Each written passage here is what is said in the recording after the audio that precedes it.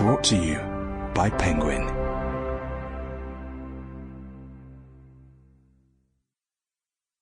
The Death of Jesus by M Coetzee, read by James Cameron Stewart.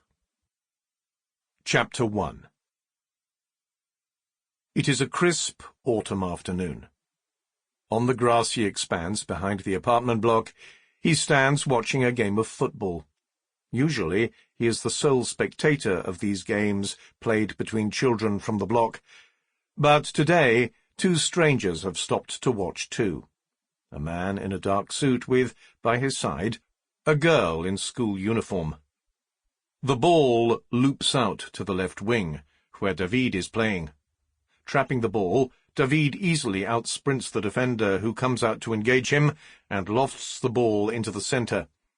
It escapes everyone, escapes the goalkeeper, crosses the goal line. In these weekday games, there are no proper teams.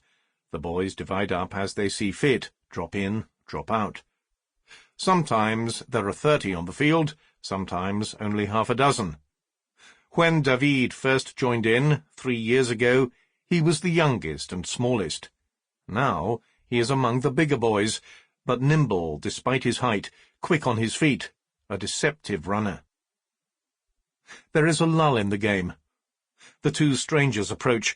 The dog, slumbering at his feet, rouses himself and raises his head. "Good day," says the man. "What teams are these?" "It is just a pick-up game between children from the neighbourhood." "They are not bad," says the stranger. "Are you a parent?" Is he a parent? Is it worth trying to explain what exactly he is? "That is my son over there," he says. "David, the tall boy with the dark hair." The stranger inspects David, the tall boy with the dark hair, who is strolling about abstractedly, not paying much attention to the game.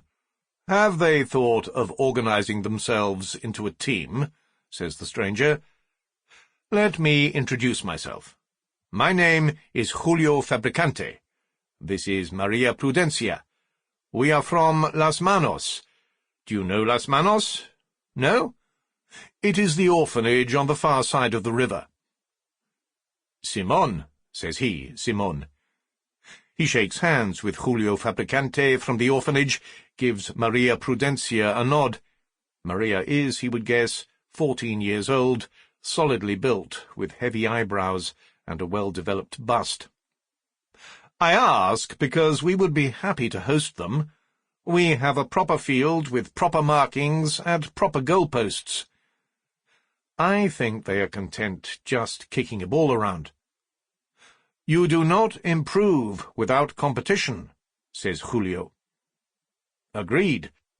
On the other hand, forming a team would mean selecting 11 and excluding the rest, which would contradict the ethos they have built up. That is how I see it, but maybe I am wrong. Maybe they would indeed like to compete and improve. Ask them. David has the ball at his feet. He feints left and goes right, making the move so fluidly that the defender is stranded. He passes the ball to a teammate and watches as the teammate lobs it tamely into the goalkeeper's arms. "He is very good, your son," says Julio. "A natural." He has an advantage over his friends. He takes dancing lessons, so he has good balance. If the other boys took dancing lessons, they would be just as good. "You hear that, Maria?" says Julio. "Maybe you should follow David's lead and take dancing lessons." Maria stares fixedly ahead. "Maria Prudencia plays football," says Julio. "She is one of the stalwarts of our team." The sun is going down. Soon the boy who owns the ball will reclaim it. "I've got to go," and the players will drift off home. "I know you are not their coach," says Julio.